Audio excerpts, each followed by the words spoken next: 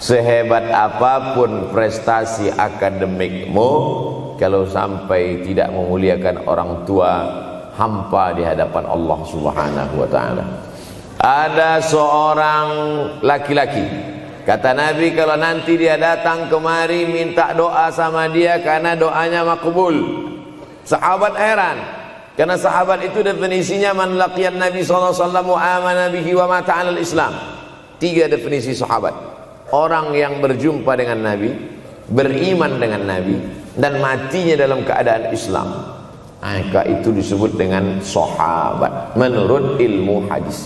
Tapi ini ada seorang laki-laki hidup sezaman dengan Nabi, dan Nabi mengenal dia, dan Nabi berpesan nanti kalau dia datang ke kota Madinah, minta doa dari mulutnya karena doanya dikabulkan Allah Subhanahu wa ta'ala. Sahabat heran, kami yang hidup bersama engkau, kami yang berperang bersama engkau, kami yang sholat di Masjid Nabawi bersama engkau, kenapa doa dia lebih makbul daripada kami? Malah kami meminta doa dari mulut dia.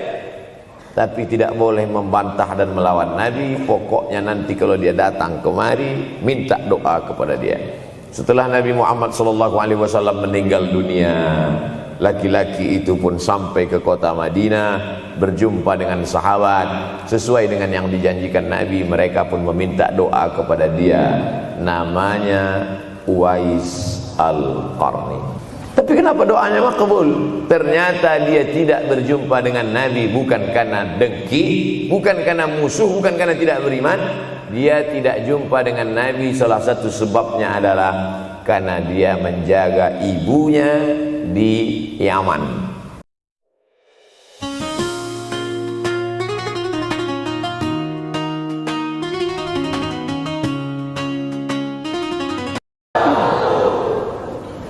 Alhamdulillahi wa kafa, wassalatu wassalamu ala al-habibil mustafa wa ala alihi wa ashabihi ahli tuqa wal wafa. Subhanaka la ilma lana illa ma 'allamtana innaka antal alimul hakim. Rabbi shrah li sadri wa yassir li amri wahlul 'uqdatam min lisani yafqahu qawli. Yang sama-sama kita hormati bapak-bapak wakil rektor, tidak dapat saya sebutkan satu persatu, ketua takmir masjid, hadirin hadirat jamaah fardu subuh, bil khusus adik-adik mahasiswa mahasiswi, insyaallah kita semua dimuliakan Allah Subhanahu wa taala. Man shallas subha fi jama'atin, siapa yang salat subuh berjamaah, faka'annama shallal laila kullah, dapat pahala seperti salat sepanjang malam. Berarti kita sudah salat sepanjang malam, tapi tetap besok malam tahajud. Jangan karena sudah sholat subuh berjamaah lalu tidak lagi tahajud. Apalagi yang memang tak pernah tahajud, dan ini dijadikan alasan. Besok kalau ada orang membangunkan dia, bangun sholat tahajud, man shallas subha fi jama'atin faka'annama shallal laila kullah. Man shalla subha fi jama'atin, siapa yang salat subuh berjamaah, kana fi zimmatillah. Dalam hadis yang lain, siapa yang salat subuh berjamaah, maka sampai petang sampai malam nanti dia akan mendapatkan zimmatillah, tanggungan. Makna tanggungan, dipelihara, dijaga Allah zahir dan batin. Kalaupun dia mati hari itu, matinya dalam istiqamah dan husnul khatimah. Tapi dalam hadis ini cuma 3 Ustaz. Idza haddatsa kadzaba, bicara dusta, wa idza wa'ada akhlafa, kalau berjanji ingkar, wa idza tumina khana, kalau diberi amanah berkhianat. Dalam hadis lain, kalau sudah dilihat orang salat subuh berjamaah, insyaallah diselamatkan dari nifaq, kemunafikan dalam hatinya. Munafik diambil dari 3 huruf, nafaqa. Nafaq, panal, terowongan, 2 pintu, ada pintu masuk, ada pintu keluar, punya 2 wajah, berbeda zahir, berbeda batin. Tapi salah satu tanda adalah pada sholat subuh. Mudah-mudahan Allah menyelamatkan kita dari sifat munafik. Makanya perempuan-perempuan kalau mau dapat suami yang selamat dari munafik, inilah dia pasukan sholat subuh ini. Selesaikan aja dulu 8 semester.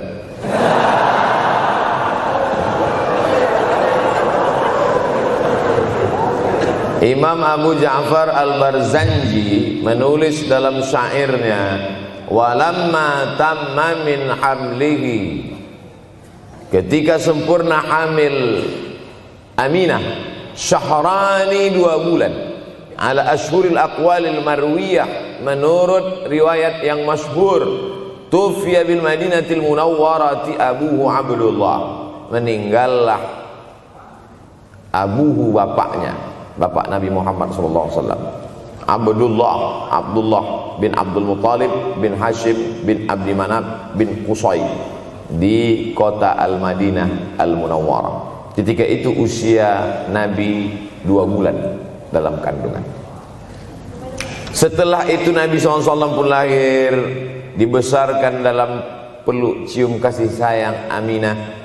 Lalu kemudian pada usia lebih kurang 4 tahun dibawa lagi ziarah ke makam ayahnya.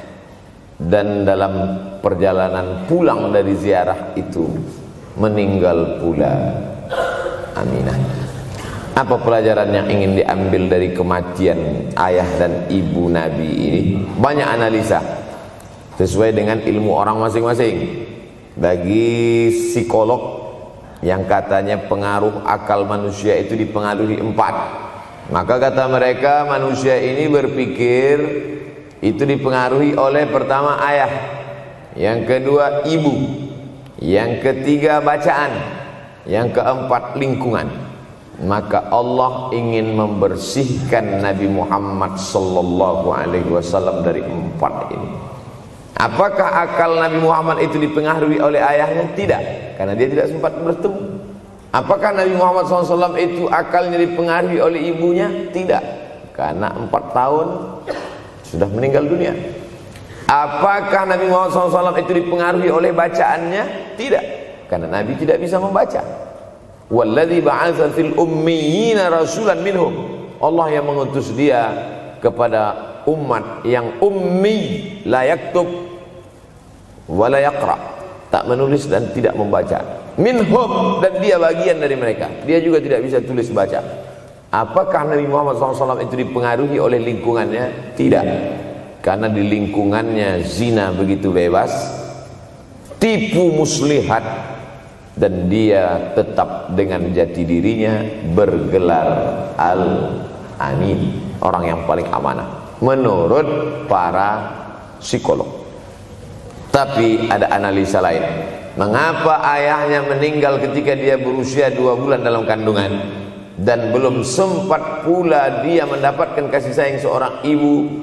Di situ pula dia meninggal dunia, ibunya saat dia berusia 4 tahun. Maka salah satu analisanya adalah Allah ingin menjaga Nabi Muhammad SAW tidak sempat durhaka pada ayah dan ibunya. Karena orang yang durhaka tak layak menjadi Rasul utusan Allah Subhanahu wa ta'ala.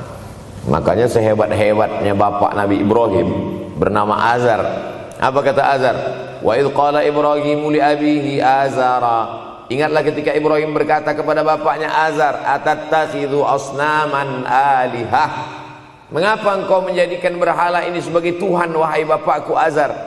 Apa jawab Azar? La illam tantahi, kalau kau tidak berhenti menceramahi saya, la arjumannaka, aku lempar engkau pakai batu. Wahjurni maliya, tinggalkan aku untuk waktu yang sangat lama. Pergi sana, kata Azar. Apa jawab Nabi Ibrahim alaihissalam? Salamun alaika, selamat untukmu wahai ayahku Azar. Aku akan memohonkan astaghfirulaka rabbi, memohonkan ampun kepada Allah dosa-dosamu supaya diampunkan Allah. Innahu kana bi hafiyya, sesungguhnya Allah amat sangat sayang dan mengabulkan doa-doa. Nabi Ibrahim sempat bertemu dan tidak melawan. Tapi Nabi Muhammad SAW beda dengan Nabi Ibrahim. Allah buat Ibrahim tidak melawan, tapi ayahnya menjadi durhaka kepada anak. Sedangkan Nabi Muhammad SAW dua-dua dan dijaga Allah Subhanahu wa ta'ala. Nabi Muhammad dijaga sehingga tidak sempat durhaka kepada Abdullah dan Aminah, dan Allah pula menjaga Abdullah, menjaga Aminah sehingga tidak sempat menyakiti manusia yang paling mulia, Nabi besar Muhammad sallallahu alaihi wasallam. Saya tidak memilah-milih nabi-nabi karena kita memang tidak boleh la nufarriqu baina ahadim mir rusulih. Kita tidak boleh membeda-bedakan antara satu nabi dengan nabi yang lain. Lalu yang membedakan itu siapa? Allah Subhanahu wa taala. Dari cara panggilnya saja berbeda. Kalau Nabi Adam dipanggil Allah, ya Adam, uskun anta wa zawjukal jannah. Nabi Yahya dipanggil Allah, ya Yahya, khudhil kitaba biquwwah. Nabi Isa dipanggil Allah, ya Isa, inni istafaituka 'alan nas. Tapi Nabi Muhammad sallallahu alaihi wasallam, Allah tidak pernah manggil dia ya Muhammad. Allah panggil dia dengan dua sebutan. Pertama, ya ayyuhar rasulu balligh, wahai rasul. Dalam panggilannya yang lain, ya ayyuhan nabiyyu jahidil kuffar. Bukan kita yang membedakan, Allah yang membedakan cara panggilan untuk Muhammad sallallahu alaihi wasallam. Begitu juga dengan berdoa. Kalau Nabi Musa alaihissalam dia yang berdoa, Rabbis shrahli sadri, lapangkan dadaku, wa yassirli amri, mudahkan urusanku. Tapi Nabi Muhammad tidak berdoa, Allah langsung memberi. Apa kata Allah? Alam nashrah laka sadrak. Apakah belum kulapangkan dadamu? Wa rafa'na laka dzikrak. Kami angkat beban. Allazi anqadha dhahrak, yang membebani pundakmu. Belum dia berdoa, sudah dikabulkan Allah, karena janji Allah kepada dia, wala saufa yu'tika rabbuka fatarda. Apapun yang kau mau akan kuberi. Salah satu penyebab Allah memberi apa yang dimau sebelum meminta adalah kalau tidak pernah durhaka kepada orang tua. Sehebat apapun prestasi akademikmu, kalau sampai tidak memuliakan orang tua, hampa di hadapan Allah Subhanahu wa taala. Ada seorang laki-laki, kata Nabi, kalau nanti dia datang kemari minta doa sama dia karena doanya makbul. Sahabat heran, karena sahabat itu definisinya man laqiyan Nabi sallallahu alaihi wasallam wa amana bihi wa mata 'alal Islam. 3 definisi sahabat: orang yang berjumpa dengan Nabi, beriman dengan Nabi, dan matinya dalam keadaan Islam. Maka itu disebut dengan sahabat menurut ilmu hadis. Makanya ketika saya menjelaskan itu ke mahasiswa, Aisyah yang merupakan sahabat Nabi, komplain mahasiswa, mohon maaf Ustaz keliru, Aisyah itu bukan sahabat tapi istrinya. Kita bicara ilmu hadis. Makna sahabat, man laqiyan Nabi, berjumpa dengan Nabi, wa amana bihi, beriman dengan Nabi, wa mata 'alal Islam, mati dalam keadaan Islam. Abu Lahab ketemu dengan Nabi tapi tidak beriman dengan Nabi dan mati dalam keadaan kafir, maka tidak masuk golongan sahabat. Tapi ini ada seorang laki-laki hidup sezaman dengan Nabi dan Nabi mengenal dia, dan Nabi berpesan nanti kalau dia datang ke kota Madinah minta doa dari mulutnya karena doanya dikabulkan Allah Subhanahu wa taala. Sahabat heran, kami yang hidup bersama engkau, kami yang berperang bersama engkau, kami yang sholat di Masjid Nabawi bersama engkau, kenapa doa dia lebih makbul daripada kami? Malah kami meminta doa dari mulut dia. Tapi tidak boleh membantah dan melawan Nabi. Pokoknya nanti kalau dia datang kemari minta doa kepada dia. Setelah Nabi Muhammad SAW meninggal dunia, laki-laki itu pun sampai ke kota Madinah, berjumpa dengan sahabat. Sesuai dengan yang dijanjikan Nabi, mereka pun meminta doa kepada dia. Namanya Uwais Al-Qarni. Makanya Uwais Al-Qarni tidak ada masuk dalam buku biografi sahabat.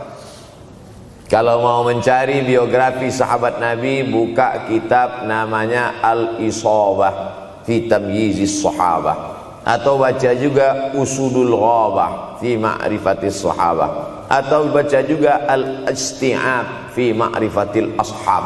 Itu memang buku biografi isinya sahabat Nabi semua. Sahabat Nabi klasifikasi. Yang pertama, Al-Ashra Al-Mubasysyaruna bil Jannah, 10 sahabat yang dijamin masuk surga. Level kedua, sahabat Nabi yang ikut perang Badar. Berikutnya, sahabat Nabi yang masuk Islam sebelum hijrah. Berikutnya, barulah ujung sahabat Nabi masuk Islamnya setelah hijrah Setelah Islam kuat, barulah dia masuk Islam. Tapi nama Uwais Al-Qarni tidak ada di dalam, karena dia tidak cukup syarat untuk menjadi sahabat, karena dia tidak pernah berjumpa langsung dengan Nabi Muhammad sallallahu alaihi wasallam. Makkah di tengah, Yaman di bawah, Syam di atas, negeri Syam. Tak ada hubungan dengan negeri paman Syam. Syam di atas, Yaman di bawah, Makkah di tengah. Liila fi Quraisy, perjalanan orang Quraisy. Ila fihim rihlatash shita'i was-shaib, perjalanan syita musim dingin, shaif musim panas. Musim dingin mereka ke Yaman, musim panas mereka pergi ke negeri Syam.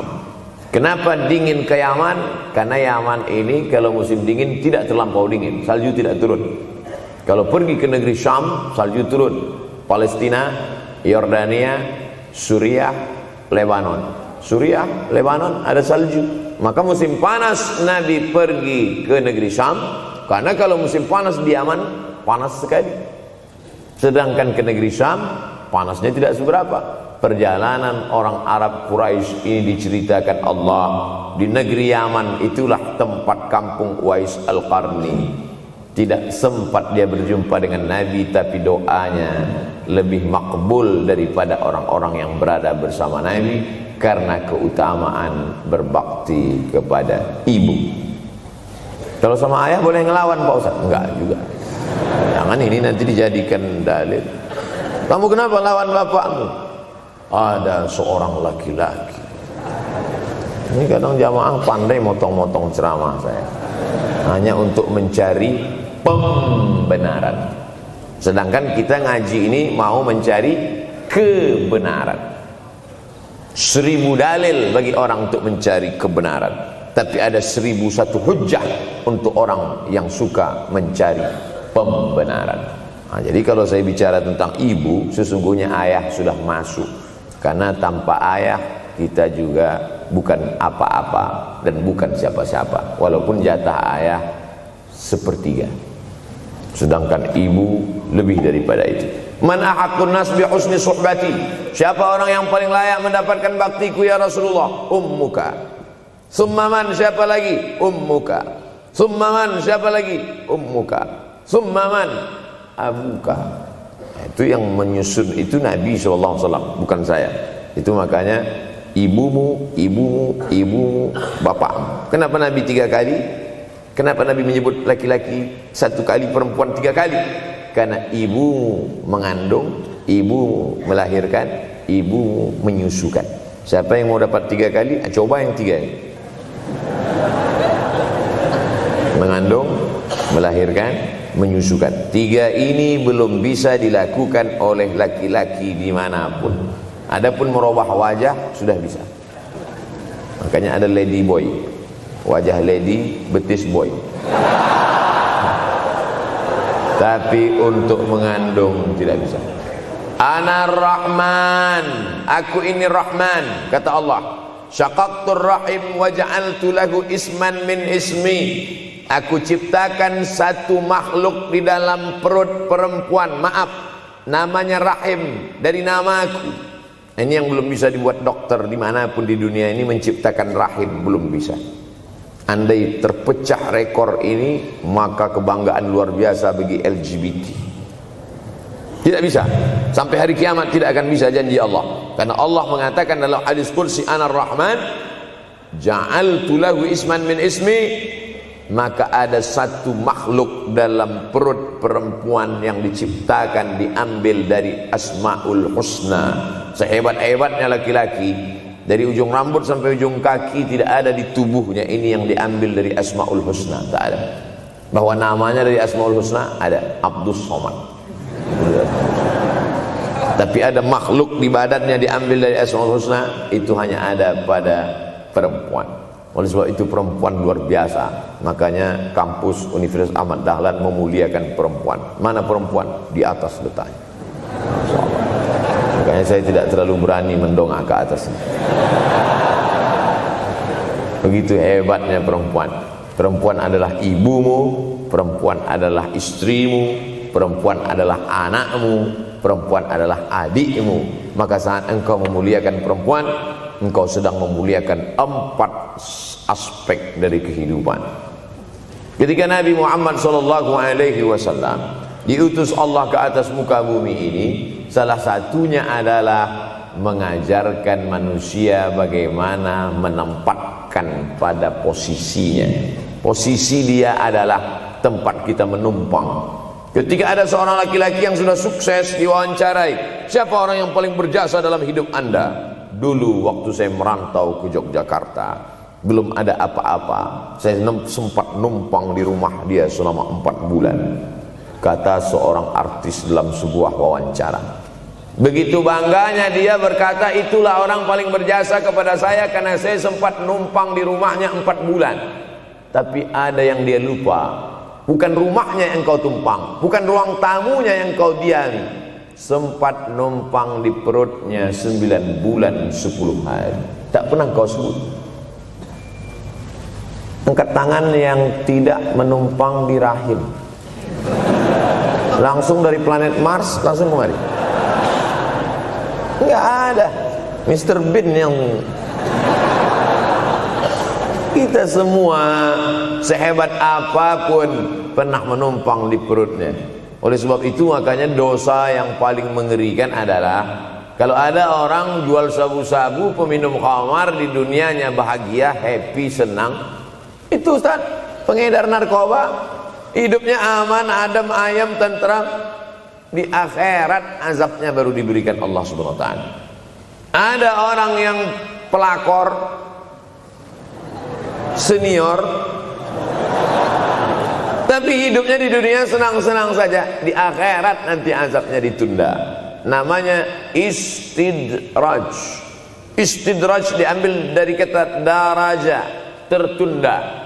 Azab yang tertunda. Sudah jadi judul sinetron. Azab yang tertunda. Tapi ada satu perbuatan dosa yang pasti di dunia dirasakan. Apa itu? Durhaka pada orang tua.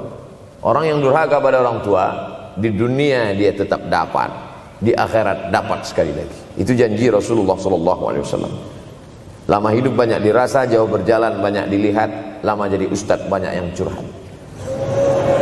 Maka tidak 1 2 itu saya lihat dalam kehidupan. Hebat, rezeki banyak melimpah ruah, tapi jauh dari kebahagiaan. Apa sebab? Janji Rasulullah SAW. Orang yang durhaka pada orang tua di dunia sudah dapat, di akhirat dapat lagi. Dapat. Di mana letak keadilan Allah? Kenapa di dunia sudah dapat, di akhirat dapat lagi? Yang di dunia itu baru DP-nya, di akhirat baru kau rasakan cash. Oleh sebab itu jangan pernah melawan pada orang tua. Jangan pernah melawan. Apapun kata dia, jurus menghadapi orang tua ini tidak banyak, 3 saja. Kalau dia marah-marah, kalau dia cerewet, kalau dia ngamuk-ngamuk, pertama diam. Pulang kampung marah dia. Saya bolak-balik kirim uang belanja, kenapa kamu IP-nya 2,0? Diam. Yang kedua, diam. Yang ketiga, diam. Kalau belum bisa membahagiakan, jangan susahkan dia. Kalau belum bisa menunjukkan prestasi, jangan susahkan hatinya. Jangan sampai belum ketemu dengan wajah kita pun dia sudah susah hati. Baru nama kita muncul di HP-nya, kumat darah tingginya. Bunyi handphone dia lihat nama kita di situ, langsung berubah detak jantung. Karena ternyata bukan nama kita di situ dia buat. Siapa? Troublemaker. Oleh sebab itu jangan susahkan orang tua. Saya tidak ujuk-ujuk langsung jadi ustadz. Saya sempat jadi mahasiswa terlama di dunia. Saya kuliah di Mesir tahun 1998 sampai 2002. 4 September 1998 menginjakkan kaki di Kairo. November pulang tahun 2002. Tidak pernah sekalipun saya menyusahkan orang tua saya. Tak pernah saya minta uang pada mereka. Sampai almarhumah emak saya bertanya, kau makan apa di sana? Makan nasi, saya bilang. Dari mana dapat uang? Beasiswa saya cukup, Mak. 162 pon. 50 untuk makan, 50 untuk rumah, tinggal 62. 20 dibagi lagi untuk ongkos, 20 untuk buku, 20 disimpan, mana tahu demam sakit gak ada uang. Sampai pulang. Sampai akhirnya dia kasih tanya, gimana caranya ngirim uang supaya nanti di akhirat kalau Allah bertanya, pernah gak ngirim uang? Pernah. Ya, saya tak mau menyusahkan. Saya menganggap kalau nanti saya minta, hatinya susah. Kalau nanti saya banyak minta, saya tak bisa balas. Maka saya bukan berarti mengajak adik-adik tidak minta uang. Saya paham tak semuanya dapat beasiswa, artinya minta. Cuman kalau minta ya pulang nanti sampaikan ke orang tua, saya sudah dengar ceramah Ustaz Somad, maka saya tidak minta lagi, Mas. Tidak.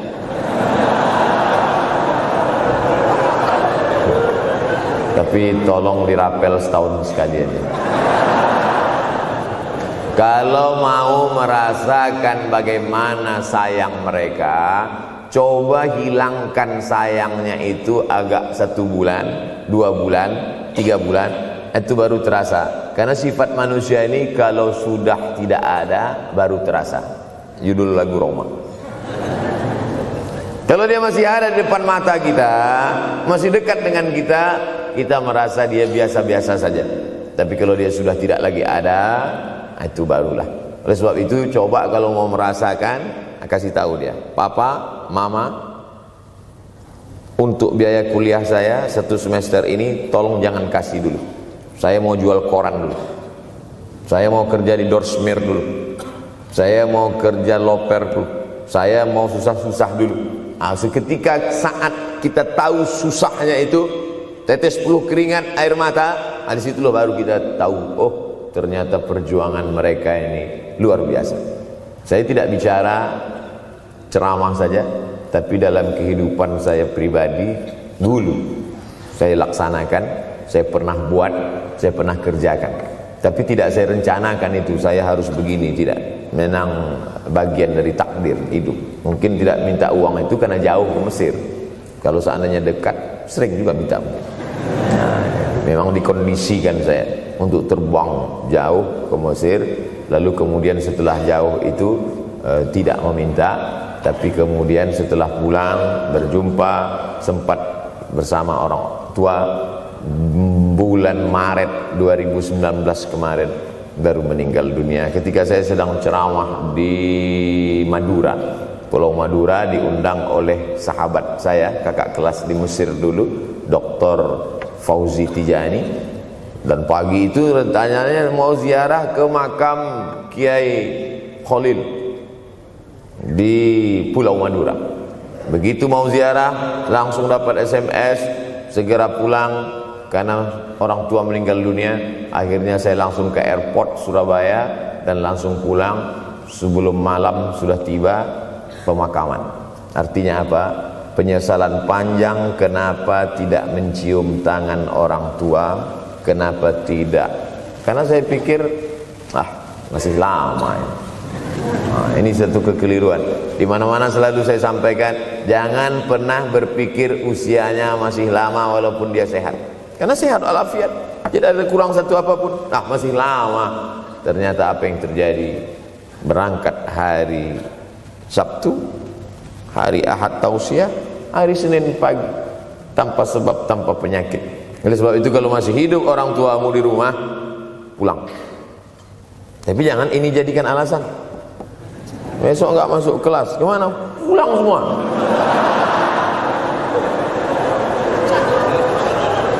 Pulang sesuai dengan kondisi, situasi dan keadaan. Pulang. Kalau masih bisa membahagiakan dia apa makanan kesukaannya, belikan. Suka makan apa dia? Belikan. Itu yang dia inginkan.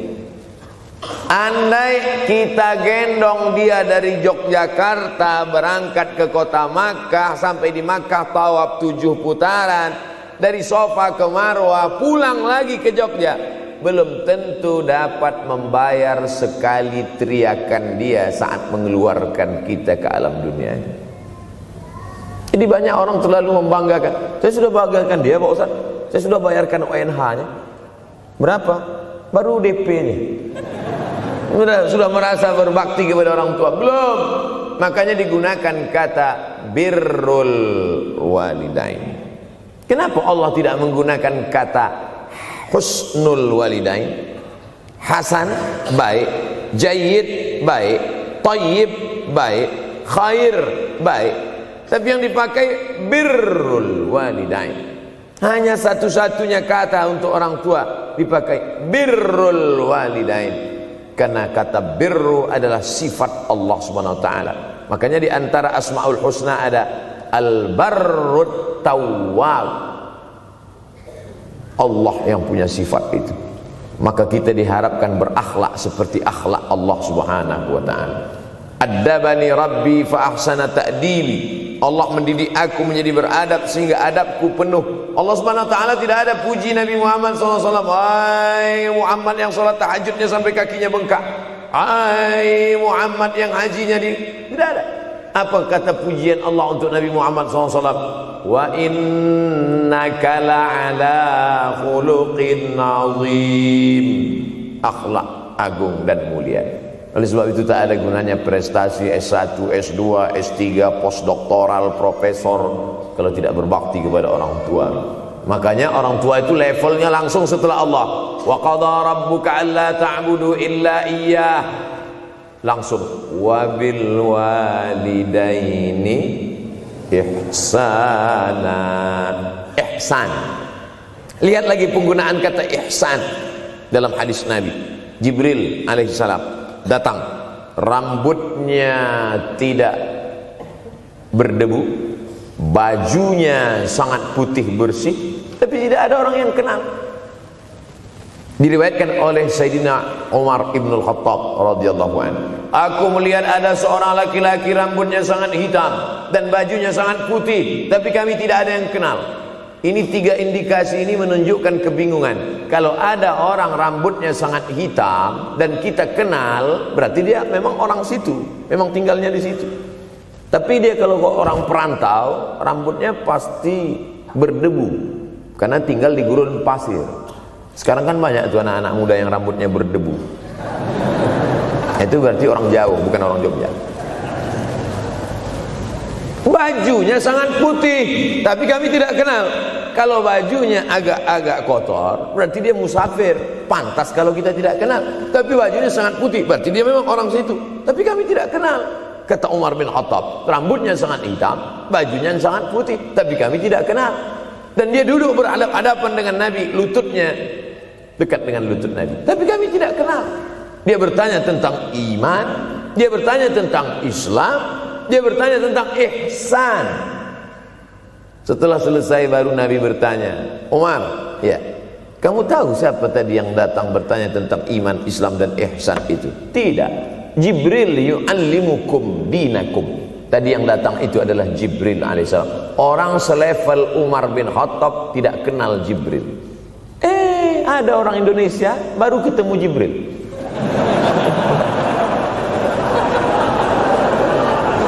Umar bin Khattab kalau lewat di suatu jalan, kalau Umar bin Khattab lewat jalan Sudirman, maka setan lari ke jalan lain. Ini ada orang satu perjalanan sama setan, ngaku kenal dengan Jibril alaihissalam. Makanya kalau baca hadis, satu hadis, tapi analisa dari hadis itu banyak sekali. Umar tidak kenal dengan Jibril kecuali setelah Nabi Muhammad SAW yang bercerita mengenalkan. Dari mana Nabi tahu? Nabi dapat wahyu dari Allah Subhanahu wa ta'ala. Tapi ada analisa lain. Apa maknanya? Allah menggunakan kata ihsan untuk orang tua, Nabi menggunakan kata ihsan untuk Allah. Ihsan untuk Allah, anta'budallaha ka'annaka tarah, kau sembah Allah seakan-akan engkau melihat dia. Fa in lam takun tarah, kalau kau tidak bisa melihat dia, fa innahu yarak, sesungguhnya dia yang selalu melihatmu, tidak pernah putus ihsan. Ihsan Allah kepada kita tidak pernah putus, pengawasan Allah. Bagaimana ihsan kita kepada orang tua, tak pernah putus bakti walaupun dia sudah meninggal dunia. Makanya kita tetap membaca walaupun dia sudah masuk liang lahat, jam 2 malam bangun, Rabbil firli wali walidayya warhamhuma kama rabbayani shaghira. Ada seorang sahabat Nabi namanya Sa'ad. Sa'ad sudah jadi bahasa Indonesia.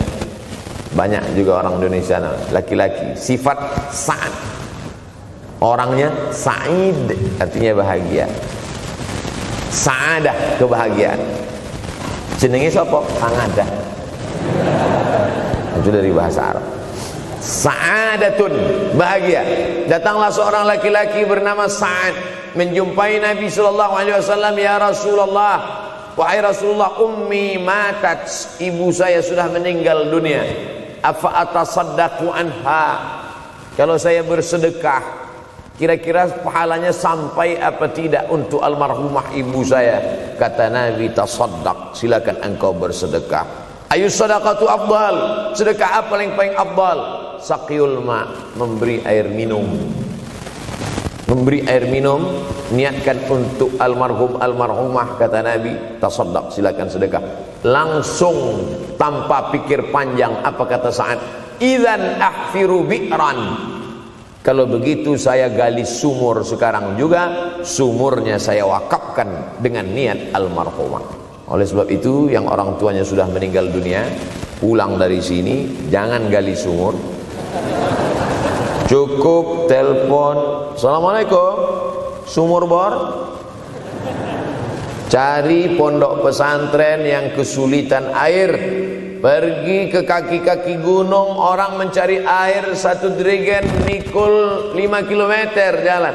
Di situ tempat minum lembu, kerbau, di situ juga mereka mengambil air. Cari, galikan, mengalir air sumur untuk mereka, mengalir pula sampai ke liang lahatnya. Itu bakti kita. Pulang dari sini, cari pondok pesantren, panti jompo, panti yatim. Assalamualaikum Bapak pimpinan yatim, saya lihat ini kamar mandinya sedikit, orang antri banyak, keran air tidak ada. Gimana ini? Berapa lagi yang perlu sumur bor di sini? Kami perlu kira-kira 5. Insya Allah. Bapak mau bantu? Enggak, nanya-nanya aja. Nih, ini akan menolong di hadapan Allah Subhanahu wa Ta'ala. Tapi kalau dia masih hidup, masih ada, senangkan hatinya. Pulang dari Universitas Ahmad Dahlan Yogyakarta dengan membawa selembar kertas. Apa itu? Transkrip nilai semester ini IP 4. Siapa yang tidak bangga? Bangga orang tua. Saya pulang dari Mesir, saya bawa ijazah LC. Satu lagi ijazah dari Maroko, MA. Ini mak, ijazah LC MA. Ketika lihat dia nampaknya tak bahagia, karena dia dulu waktu saya kecil nyuruh saya, kamu mesti doktorandus. Itulah cita-cita ya dia yang tidak sampai. Saya mesti doktorandus. Di mana mau mencari titel doktorandus sekarang? LCMA. Saya bilang, mak, ini LCMA ini lebih hebat dari doktorandus. Artinya apa? Bahwa menyenangkan hati orang tua itu ketika hati dia terbuka, bahagia, disitulah pintu-pintu rezeki itu terbuka. Turun barokah-barokah itu. Buah kalau matang itu dijolok, jatuh. Dan menjatuhkan rahmat Allah itu, membuka pintu-pintu langit, mengetuk pintu-pintu rahmat dan ridha Allah dengan ridha orang tua. Makanya kata Nabi, ridha Allah fi ridhal walidain. Kalau Allah ridha, maka semua yang kau mau dia berikan. Orang kalau sudah ridha itu artinya senang. Orang kalau sudah senang, semua dia kasih. Apa yang ada di tangannya, itu dia berikan. Tadi malam sampai di hotel, datang seorang jamaah, buka cincinnya. Cincin paling dia sayang, dia kasih ke saya. laki-laki. Nah nih Ustaz Somad, ambil. Duduk saya tadi, duduk, datang anak muda, dia lihat saya tak pakai sorban, dikasihnya sorban. Cuman akadnya belum jelas apa ngasih atau pinjam, Allah a'lam. Orang kalau sudah senang hatinya, semua dia kasih. Begitulah orang kalau sudah dapat ridha Allah Subhanahu wa taala. Kita baru berharap dapat ridha Allah. Makanya habis salat subuh selalu diajarkan raditu billahi rabba. Aku ridha engkau sebagai Rabbku ya Allah. Apakah Allah ridha terhadap kita? STJ, status tak jelas. Cara mendapatkan ridha Allah, pancing dengan ridha orang tua, senangkan hatinya, terbuka pintu rezeki. Makanya sulit hidup kita, sempit. Dari kerut kening kita udah kelihatan. Kenapa? Karena tidak ada ridha Allah, akibat tidak pernah menyenangkan hati orang tua. Senangkan orang tuamu, jadikan dia seperti raja, maka rezekimu akan melimpah seperti rezeki raja-raja. Bukan hadis Nabi, dapat saya dari grup WhatsApp. Senangkan saja hatinya, apa yang dia mau beri, tapi dengan cara yang halal. Nah, ini harus dalam kurung syarat dan ketentuan berlaku. Jangan gara-gara ceramah ini nanti pulang kalian ke rumah, papa, mama, ini ada mobil, ini ada rumah, ini berangkat pergi haji. Wow, orang tua senang, 2 bulan masuk KPK. Innallaha thayyibun, Allah maha suci, la yaqbalu illa thayyiban. Allah tidak menerima kecuali yang suci-suci saja. Wa anfiqu, berinfaklah. Wa anfiqu, bersedekahlah. Wa anfiqu, berwakaflah. Wa anfiqu, berzakatlah. Min thayyibat, yang baik-baik. Yang tidak baik tidak diterima Allah Subhanahu wa taala. Kamu lagi ngapain? Nyuci. Lagi ngapain? Nyuci. Pakai air apa? Air kencing. Begitu kata Syekh Abdul Wahab Asy-Sya'rani dalam kitabnya Tanbihul Mughtarrin. Tanbih, peringatan. Mughtarrin, pada orang yang tertipu, menyangka sedang berbuat baik padahal sebenarnya tidak baik. Itu yang disindir Allah dalam Al-Quran. Wa yahsabuna annahum yuhsinuna sun'a. Mereka menyangka sedang berbuat baik. Ini juga tidak betul. Niatnya sudah baik, membahagiakan orang tua, tapi caranya tak betul. Mama, papa, alhamdulillah kuliah saya sudah selesai, ini skripsi saya.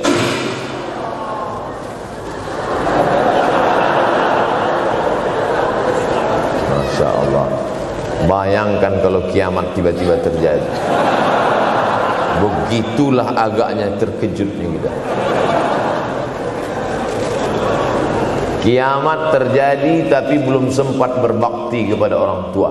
Dosa belum sempat meminta maaf. Silap dan salah berapa kali kita kencing di kainnya yang bersih. Berapa kali dia tidak jadi tahajud gara-gara kita menangis dari Isya sampai subuh. Pakai pengawet nangisnya. Tapi kita tak pernah sadar itu. Kita menganggap kita di dunia ini dibesarkan angin. Kita menganggap kita ini bangsawan, bangsa yang hidup di awan. Berapa kali dia tidak jadi sholat duha gara-gara kita kencing. Berapa kali nasi yang sudah mau disuap masuk ke mulutnya tak jadi. Bahkan dia tidak makan sama sekali. Dan berapa kali makanan dia belikan hanya untuk susu, hanya untuk menyenangkan kita. Pernah kita balas. Dan dia tidak pernah minta balas itu. Oleh sebab itu siapa yang mengingatkan? Abdul Somad diberikan judul berat ini. Judul yang paling berat ceramah tentang orang tua, tentang ibu, tentang ayah. Jarang saya mau menerima judul-judul pengajian. Ini pun dikasih tahu setelah sampai di sini. Maka saya belok-belokkan dikit. Ini air mata udah mau menetes, belokkan gitu. Nanti kalau saya nangis di sini, siapa yang ceramah kalau saya nangis? Oleh sebab itu maka yang orang tuanya masih ada, beruntung dan bertua, bawakan dia rumah makan. Ada sahabat saya namanya Ustadz Lukman di Pontianak. Pontianak, bukan kuntilanak. Mereka punya program namanya Bawa Ibu ke Rumah Makan. Keren nama programnya. Bawa orang tua ke rumah makan. Nanti hari libur adik-adik, anak-anakku sekalian, libur bawa ayah, bawa ibu ke rumah makan. Ketika Ustaz Lukman cerita itu ke saya, Ustaz Somad, kita punya program baru nih. Apa nama programnya Ustaz? Bawa ibu ke rumah makan.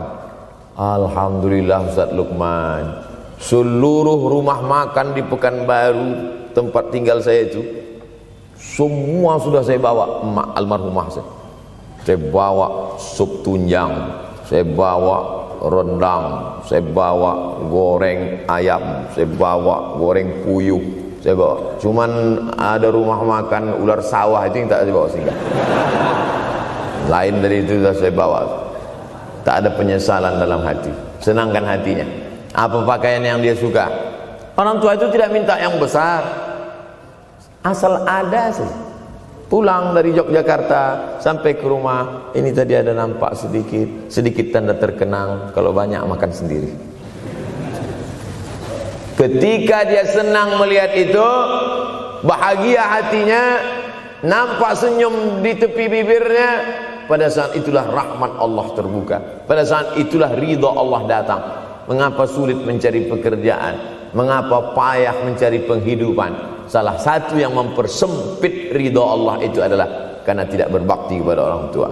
Oleh sebab itu maka judul tema yang diberikan Birrul Walidain, berbakti kepada orang tua, bahagiakan. Ini ada juga ini anak-anak yang sudah sukses ini, papa, mama sudah meninggal, papa jangan risau, silakan terbang ke Yogyakarta, ada adik di sana. Silakan terbang ke Surabaya, ada kakak di sana. Silakan terbang ke Kuala Lumpur, ada keluarga di sana. Jangan hiraukan. Kata bapaknya, kalian terbangku saja kalian pikirkan. Kemana aku hinggap tak kalian pikirkan. Ada sebagian orang ketika ibunya meninggal dunia, marah dia, mengamuk dia anggap kebahagiaan itu sudah hilang. Padahal membahagiakan orang tua dua-dua adalah tanggung jawab kita. Kalau dua-duanya sudah tidak ada Pak Ustadz, masih ada keluarga. Ada keluarga. Al-khalah bimasabatil saudara ibu, kakak ibu, adik ibu, sama seperti ibu. Sambung lagi silaturahim, buat dia senang, buat dia bahagia. Man ahabba yubsatalahu fi rizqihi, siapa yang mau lapang rezekinya, wa yunsa'alahu fi asarihi, dipanjangkan umurnya, falyasil rahimahu, hendaklah dia menyambung tali silaturahim. Saya ceramah di satu kota. Sampai di kota itu saya melihat rumah besar, megah, mewah, seperti istana. Cuman saya segan mau nanya, nggak mungkin saya tanya, Pak, ini hasil dari apa? Saya tengok, saya ngangguk. Kawan-kawan saya yang ikut di situ seperti ngelihat kucing semuanya. Mantap. Setelah duduk, makan, habis makan, minum, habis itu Sohibul Bait yang punya rumah pun cerita. Ustadz Abdul Somad, iya Pak. Dulu ini hanya bambu-bambu yang dikasih daun, yang dikasih terpal. Tempat apa Pak? Tempat ibu saya buat pengajian.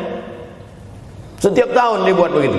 Pasang tiang-tiang kayu, pasang terpal, daun-daun, pengajian ramai. Sampai akhirnya saya berkata, Bu, pengajian kita hentikan saja, stop. Saya tidak sanggup lagi pasang tenda, pasang terpal ini. Tapi akhirnya apa kata ibu saya? Nanti setelah saya tidak ada, pengajian ini terus kamu buat. Allah bukakan pintu rezeki Ustaz Somad. Inilah yang terjadi sekarang.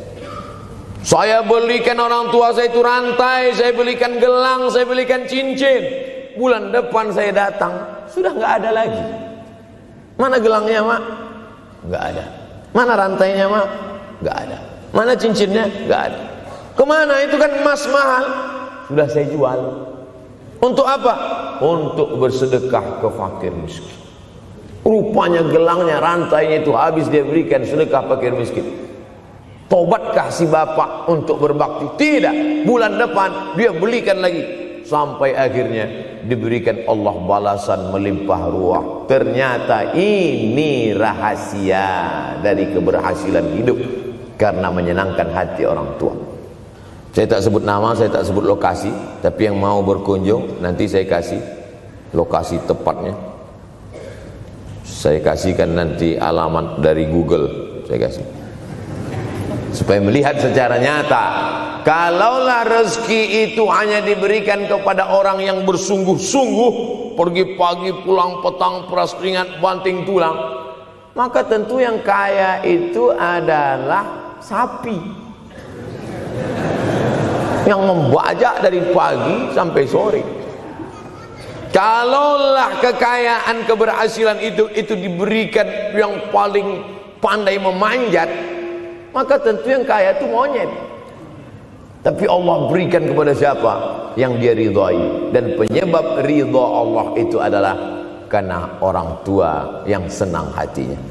Yang sempat durhaka, tidak sempat minta maaf, meninggal dunia dia sudah, apa boleh buat? Kau sudah booking seat di neraka. Yang sudah sempat durhaka, tidak sempat minta maaf, meninggal dunia gara-gara dia pecandu narkoba, pemabuk, pezina, mati. Orang tua dalam keadaan susah. Berapa kali saya ketemu ibu-ibu selesai pengajian, pergi saya ke tempat parkir, ibu tua 70 tahun menangis. Ibu nangis kenapa bu? Anak saya Pak Ustadz. Kenapa dia? Disuruhnya saya jual tanah. Mama jual tanah. Untuk apa mama megang tanah? Udah tua aja pun jual. Mestinya anak itu yang menyenangkan hatinya di hari tuanya, bukan malah menyuruh jual tanahnya.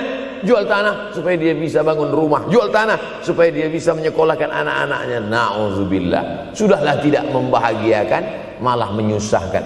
Ustaz, anak saya nyuruh saya jual tanah saya supaya dia senang, supaya dia dapat duit. Gimana nih Pak Ustaz? Mungkin si ibu berharap saya menjawab, ibu sabar aja ya bu, sabar ya. Ibu salah tanya bu. Kalau mau sabar cari ustadz lain, ada spesialis sabar, bukan saya. Begitu dia kasih tahu, anak saya maksa saya jual tanah saya, Pak Ustadz gimana? Mana alamat rumah anaknya? Mana? Mana? Saya mau datang. Mana? Anak durhaka, neraka jahanam tempat kau.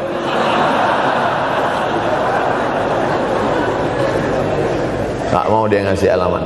Rupanya dia takut nanti anak saya malah marah sama saya, Pak Ustadz. Saya kasihan. Mudah-mudahan Allah berikan kekuatan pada ibu. Tapi cerita ini bukan satu dua contoh kasus. Ternyata zaman sanggup memperkarakan pengadilan hanya karena sebatang pohon kayu. Atau cuma saya yang dapat berita aja? Adik-adik ada juga dapat kiriman itu? Sanggup memperkarakan sebatang pohon kayu. Padahal kalau kau jual semua kebunmu itu, belum tentu dapat menebus.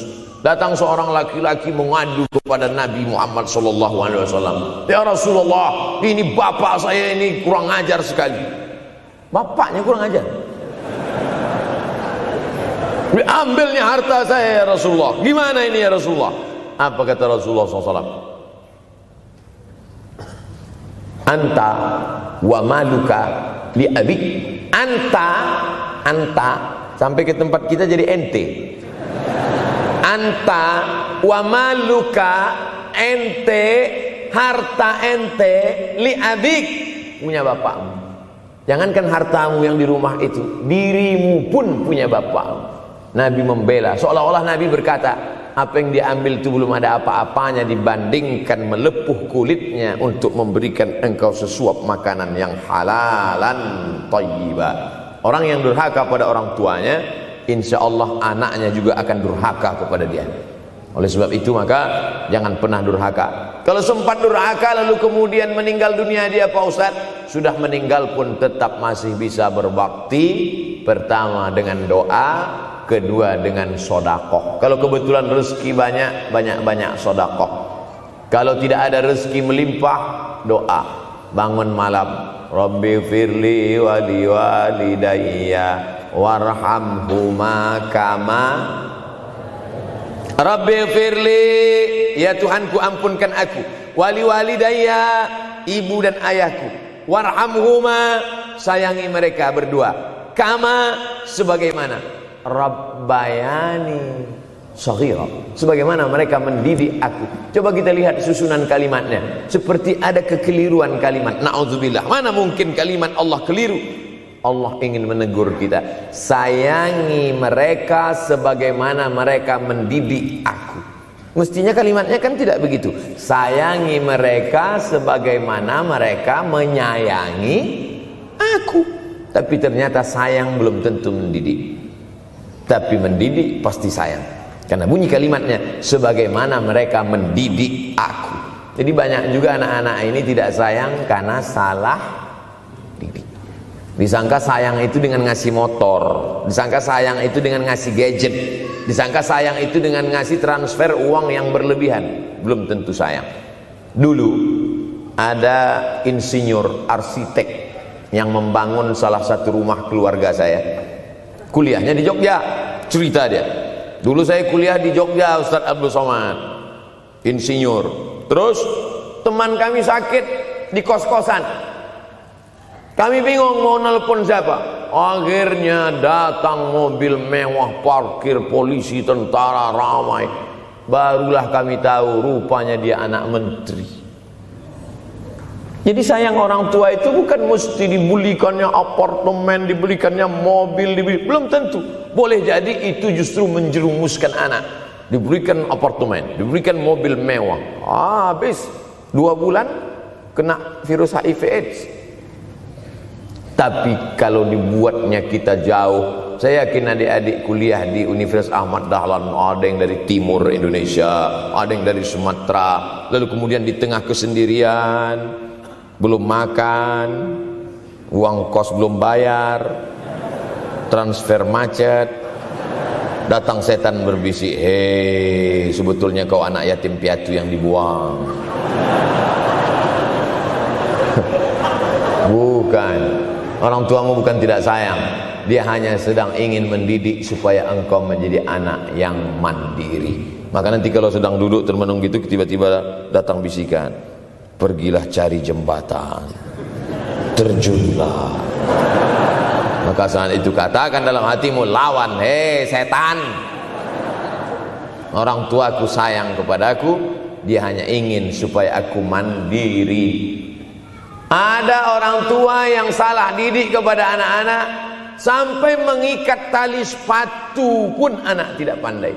Baru mau mengikat tali sepatu, sudah diikatkan. Baru mau makan, sudah disuapkan. Akhirnya anak tidak punya keberanian untuk hidup.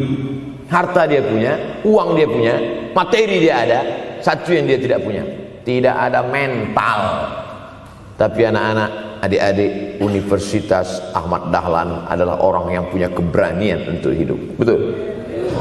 Yang di hadapan saya ini, siapa yang tidak punya keberanian hidup? Ini yang jam 5:30 masih belum hidup lagi. Ada ini tidak punya keberanian untuk hidup, hidupnya terlambat. Tapi mahasiswa Universitas Ahmad Dahlan punya keberanian untuk hidup. Bahkan mungkin dia lebih dulu hidup daripada saya. Lebih dulu bangun dia tadi. Alhamdulillahillazi ahyana ba'da ma amatana wa ilaihin nusyur. Tengok jam. Oh, rupanya masih jam 1, tidur lagi. Saudaraku yang dimuliakan Allah Subhanahu wa taala. Maka my life, my adventure, hidup saya adalah petualangan saya. Ini yang mau kita harapkan, berani menghadapi tantangan. Ada orang yang menganggap hidup ini ya simpel-simpel aja lah Pak Ustaz. Tapi ada orang ingin hidup ini penuh dengan perjuangan. Sama seperti makanan, ada orang simpel aja, nasi, kecap, telur rebus, dah cukup. Tapi ada orang mau ada goreng ayamnya, ada rendangnya, ada supnya, ada tom yumnya, ada lengkap semua. Begitu juga hidup ini. Ada orang yang simpel aja, ambil goreng ikan, makan. Tapi ada satu lagi enggak, pergi naik mobil sampai ke tepi hutan, naik motor, habis itu nyewa speedboat sampai di tengah laut mancing, ujung-ujungnya ikan juga. Yang dia nikmati bukan ikannya, tapi yang dia nikmati adalah proses untuk mendapatkan ikannya. Faham? Itu enaknya ngomong sama siswa. Coba kalau yang masyarakat biasa, kita udah capek cerita, selesai ada pertanyaan, Ustaz maksudnya tadi apa ya? Aduh, capek gitu. Saya terus terang kalau ceramah di depan mahasiswa ini bangkit semangat saya lagi. Ini sekarang rasa-rasa umur 24. Tapi begitu nanti sudah mulai agak jauh dari mahasiswa, balik 42 lagi. Nah, makanya saya senang kalau diundang ke kampus-kampus. Saya kalau di Jogja diundang di kampus terus, walaupun nggak semua nerima.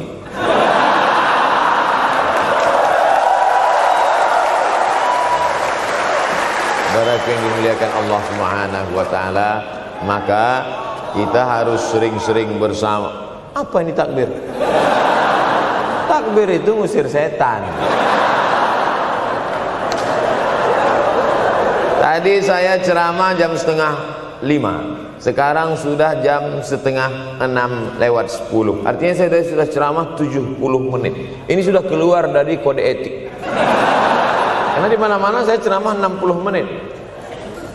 Kenapa bisa Ustaz Somad ceramah 70 menit di Universitas Ahmad Dahlan ini? Kenapa? Semangat yang membuat kita. Padahal berdiri lagi, tahan, belum sarapan lagi, tahan. Artinya apa? Yang membuat kita kuat itu bukan materi, bukan makanan, tapi semangat. Maka jangan sempat kehilangan semangat. Bangkitkan semangat, semangat terus. Semangatnya apa? Semangat ingin membahagiakan orang tua. Kalau lupa, tulis. Biasanya mahasiswa ini kan suka lupa, tulis di dinding kamar. Semangat bahagiakan calon mertua.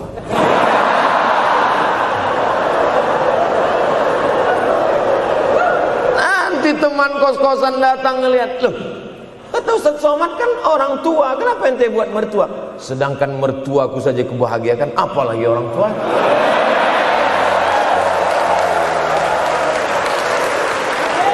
Begitu hebatnya. Cuman kadangnya kita hanya mendapat ini hanya di sinetron-sinetron saja. Real nyatanya di mana? Datanglah ke Universitas Ahmad Dahlan. Jadi hidup ini harus ada target yang mau dicapai. Banyak orang targetnya nggak benar. Saya ingin menjadi orang yang punya kepribadian, Pak Ustadz, rumah pribadi, mobil pribadi. Target bahagiakan orang tua. Gaji pertama kalau kerja nanti umroh. Oh, gitu. Ma, doakan. Nanti kalau aku kerja insya Allah gaji pertama nanti memberangkatkan umroh. Syukur-syukur nggak usah diomongkan dulu, kasih surprise. Senang. Mama, ayah, ini gaji pertama. Dia buka tengok 700.000.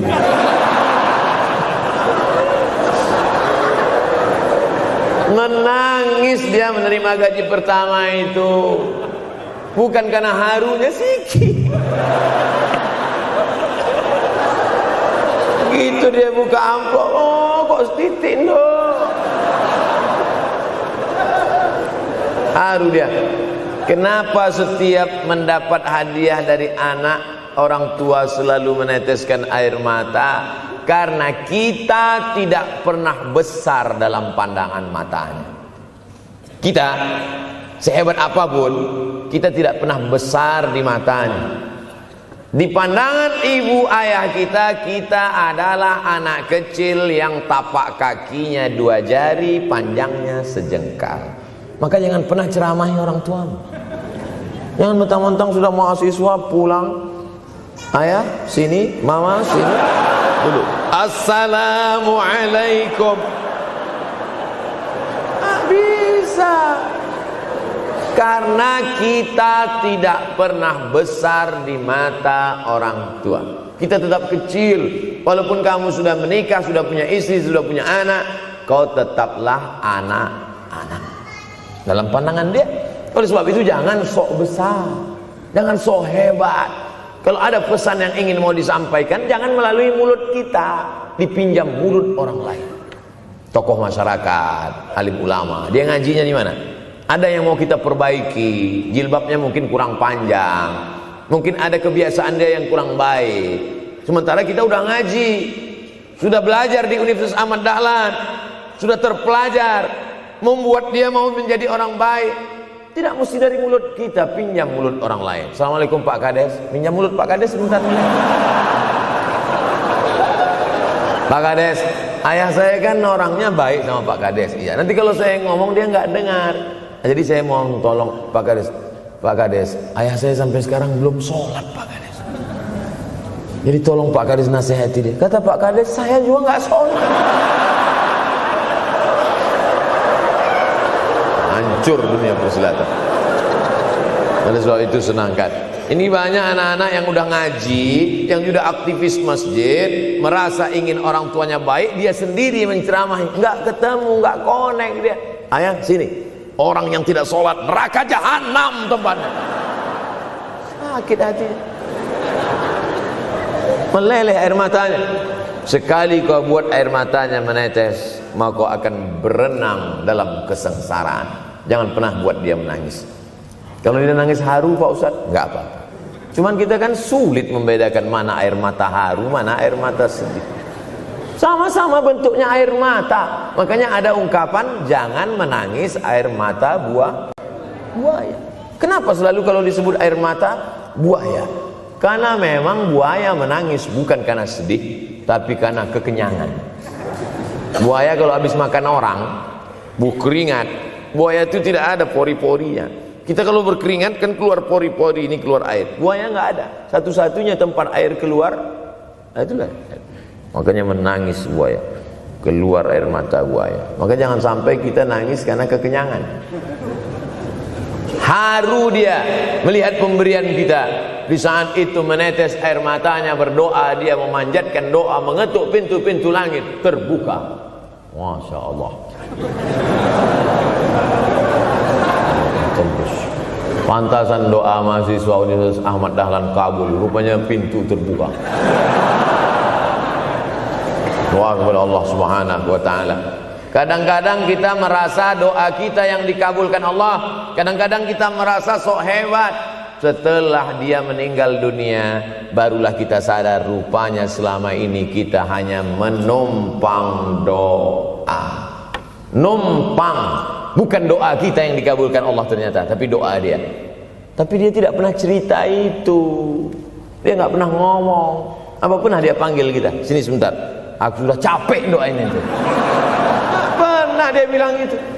Dia cukup mengadu tengah malam, ya Allah, anakku ini jadikan dia berhasil kuliahnya, ya Allah. Sudah hampir 14 semester nggak selesai-selesai.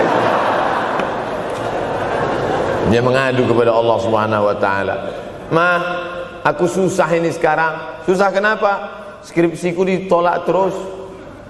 Pembimbing kemarin itu mempersulit terus. Berdoa dia tengah malam, ya Allah, lapangkan hati pembimbing itu supaya anakku cepat, ya Allah. Kalau enggak, matikan dia, ya Allah. Kabul, 2 hari setelah itu meninggal. Tapi kita tidak bisa request. Oleh sebab itu maka banyak-banyak dekatkan kepada orang tua, senangkan. Saya ceramah di Malaysia, dibawa jamaah ke mall. Ustaz Samad, esok kita tak ada tazkirah, tak ada tausiah. Kita nak pusing-pusing. Pusing-pusing maksudnya mutar-mutar. Pergilah kami ke mall. Sampai di lantai atas saya lihat anak-anak muda nyuapin orang tua. Ada restoran mahal, mewah. Itu kabarnya kalau mampir di restoran itu, makan, itu banyak yang nangis melihat harganya.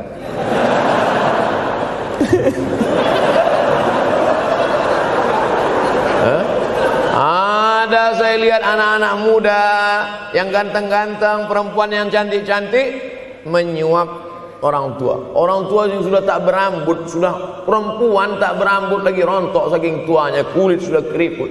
Duduk, didorong pakai kursi roda, dibawa ke mall, sampai di itu diberikan restoran tercanggih, termahal. Dia sendiri yang menyuapkan makanan. Ternyata bagi saudara-saudara kita Tionghoa, salah satu mengundang berkah menyenangkan orang tua. Itu keyakinan mereka. Kok kenapa ente kasih makan? Ya oke lah. Ajaran kita mengajarkan tapi kita tak amalkan. Ketika tetangga, kawan, sahabat kita mengamalkan, rezekinya melimpah, baru kita heran. Dia kok kaya ya? Iyalah, dia kan punya tuyul. Tuyul mana bisa bawa duit banyak? Nih keberkahan. Oleh sebab itu, jangan cuma sekedar ngaji-ngaji aja. Pulang dari sini, kalau memang tinggal di Yogyakarta atau di luar nanti pas liburan, sisihkan uang, bawa dia ke mall, bawa dia ke restoran, senangkan hatinya, bawa dia jalan-jalan.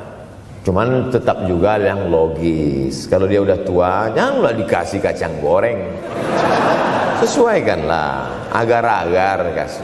Ini nggak perlu dikunyah. Kiri kanan gol, kiri kanan gol. Orang tua bawa kasih kacang, menyiksa itu. Saudara yang dimuliakan Allah Subhanahu wa taala, kenikmatan yang terbesar adalah ketika orang tua masih ada bersama kita. Kalau sudah tak ada, nanti saat Idul Fitri, Allahu Akbar, Allahu Akbar, Allahu Akbar, la ilaha, barulah menetes air mata. Mama. Saya kalau sudah menengok orang menangis terlalu berlebihan mengenang orang tua, ini pasti ada, kalau bahasa kampung kami, something wrong. Pasti ada sesuatu ini. Karena orang kalau sudah habis tumpah, dia tidak akan menetes lagi. Tumpahkan kasih sayangmu itu sampai habis ludes, dia tidak akan menetes lagi. Tak ada penyesalan, karena semua sudah kita berikan. Kalaupun menangis hanya tetesan kasih sayang. Tapi kalau sampai mencakar dinding, mama, ini pasti. Saya kalau ada orang yang menyesal sampai mencakar dinding, mau saya antukkan aja kepala yang gede. Dulu waktu hidup kenapa enggak waktu? Sekarang udah mati baru kau menangis kan? Senanda. Nah, tapi tentu sesuai kemampuan kita, karena kata Allah, la yukallifullahu nafsan illa usaha. Allah tidak membebani orang lebih dari semestinya. Ustaz ceramah sampai jam berapa ini? Sampai jam 6 insyaallah. Saya mau melengkapkan. Jam kita sama tuh. Oh sama, jam 6. Jam 6 maka saya ceramah 90 menit nanti di Universitas Ahmad Dahlan.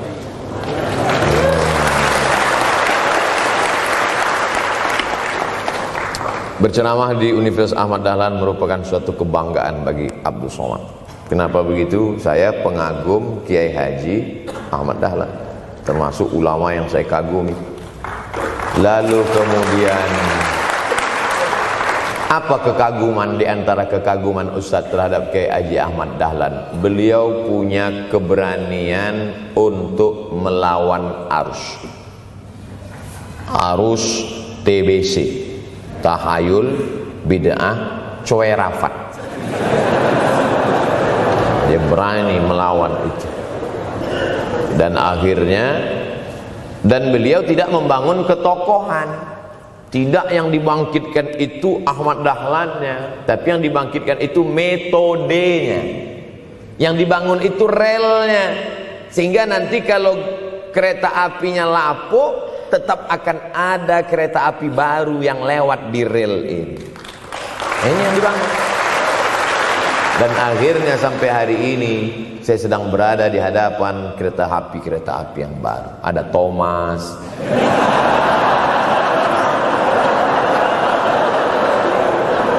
Kok Ustaz tahu Thomas? Anak saya paling suka itu. Satu koper kereta. Artinya apa? Bangun rel, maka akan ada lokomotif baru. Dunia boleh berganti, zaman boleh berubah.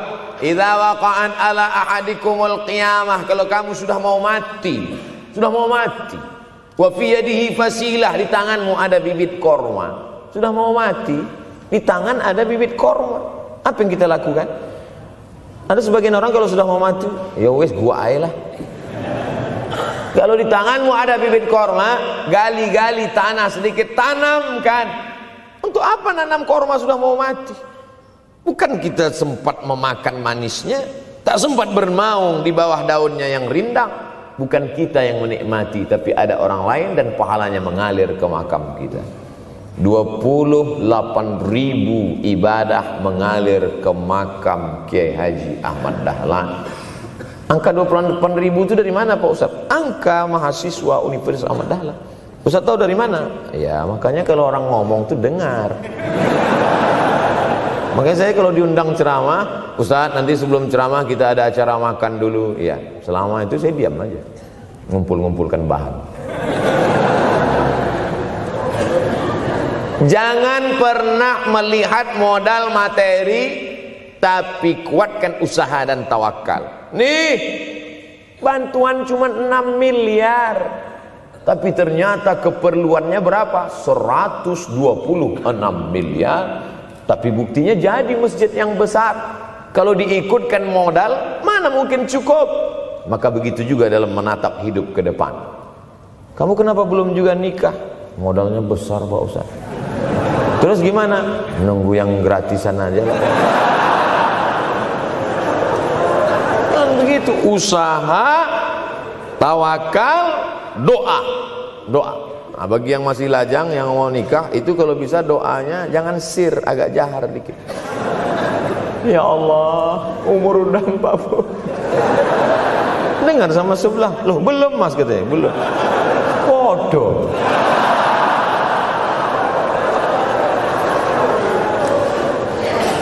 Kira-kira rezeki itu Allah yang ngatur atau kita yang ngatur? Allah. Makanya di antara Asmaul Husna Ar-Razzaq, yang maha memberi rezeki. Kalau Allah yang mengatur, mungkinkah Allah menyia-nyiakan kita? Tidak. Cicak di dinding, semua tahu, karena dari kecil kita memang sudah diajari lagu cicak. Cicak, cicak di dinding. Ada nggak pernah yang dinyanyikan lagu kadal? Ada. Kenapa mesti cicak? Coba tanya ibu kita yang dulu nyanyikan. Mama, kenapa cicak mah? Karena kalau buaya terlalu gede nak. Kenapa cicak? Dia sedang mengajarkan kita bagaimana cicak dengan segenap kelemahannya. Cicak itu binatang yang lemah, hidupnya aja sungsang. Kita selalu berlawanan dengan cicak. Yang kata kita di atas, kata cicak di bawah. Tapi makanan cicak luar biasa. Apa makanan cicak? Helikopter, nyamuk. Cicak tidak bisa menggunakan tangannya, karena kalau dia pakai tangannya jatuh. Kadang pakai 4 aja jatuh. Selalu kan kejadian accident cicak jatuh. Cicak tidak pernah gunakan tangannya untuk makan, karena dia harus berpegang kuat. Apa yang dia pakai? Lidahnya. Lidahnya dia pakai. Nyamuk yang dia makan. Helikopter. Habis dimakan oleh cicak. Siapa yang paling hebat? Nyamuk. Makanannya darah. Nyamuk masih keluarga Dracula. Tapi Allah SWT mau mengajarkan jangan putus asa, gunakan potensimu, apapun yang terjadi gunakan. Ini sekarang banyak anak-anak muda nih kehilangan semangat. Kalau engkau kehilangan beras masih bisa hidup 3 bulan. Kalau engkau kehilangan air masih bisa hidup 3 hari. Tapi kalau kau kehilangan semangat, kau hanya hidup 3 detik. Tik, tik, tik, mati. Oleh sebab itu jangan sampai kehilangan semangat. Bahasa kitanya putus asa. Sampai dingin tuh lontong. Bukan karena ceramah terlalu lama, bukan. Sampai dingin itu sarapan pagi gara-gara mahasiswa. Ente kenapa? Galau Ustaz. SMS nggak dibalas, telepon nggak diangkat. La ilaha illallah Muhammad Rasulullah. Mahasiswa seganteng ini, sehebat ini, begitu cepat putus asa. Saya aja setua ini, sekurus ini masih banyak yang mau. Lihat tuh komen-komen di Instagram, baca tuh komen-komen di YouTube. Ustadz, jadikan aku yang kedua ya. Masa kalian anak-anak muda gagah perkasa, bangkitkan semangatmu, takbir.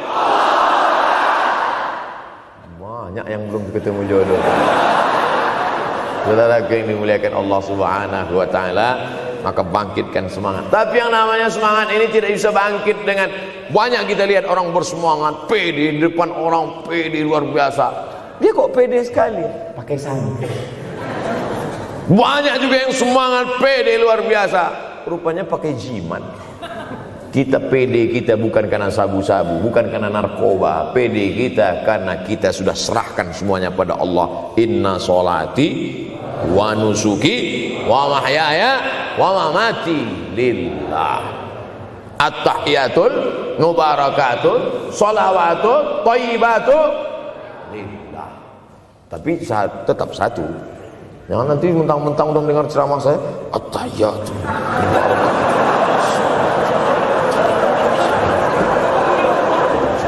Dalam hati saja. Ini bukan punya aku ya Allah, ini semuanya punya Engkau, punya Engkau. Berhasil kalian, sukses kalian, punya apartemen, punya kondominium, punya mobil. Datang teman nanya, hebat ente ya, kaya sekarang ya. La haula wala quwata illa billah. Tapi ngomongnya setelah berhasil. La haula wala quwata itu setelah berhasil atau sebelum? Setelah semua dipuji orang, hebat ente sekarang ya. La haula wala quwwata, bukan punya saya, punya Allah. Tapi sekarang banyak orang salah. Ente kok nggak kerja? La haula.